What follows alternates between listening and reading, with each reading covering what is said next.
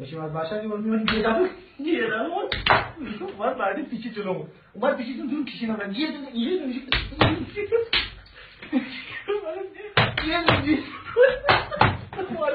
معمول گرفت راحت ببینیم به دست اندازه اگه داشتیم اما میرفتیم که خیلی ساعت یاد شد 9 ساعت یاد شد یه ساعت شد رفتم ببینم این داشت کار بکنه همین دمیزا همین داشتیم کنیم یه زنگ بکنیم یه اومدم دنده کشتر داشتیم نمه میرفتیم داشتیم نمه اصلا کمپی رکتم این کمپی رکتم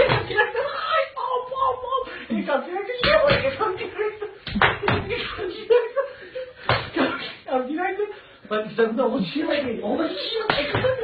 من چی کنم؟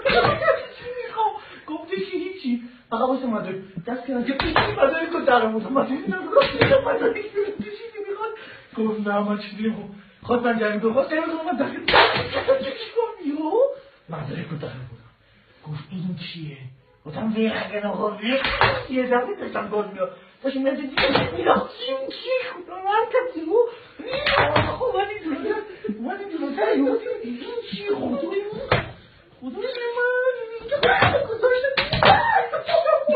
خداش بخیر بخیر دادم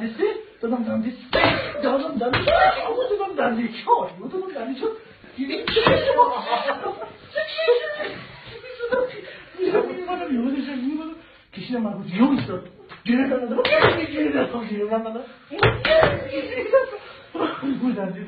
اون اینم چرا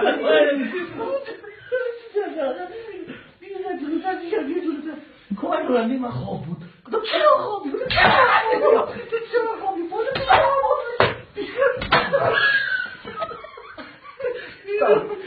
سمه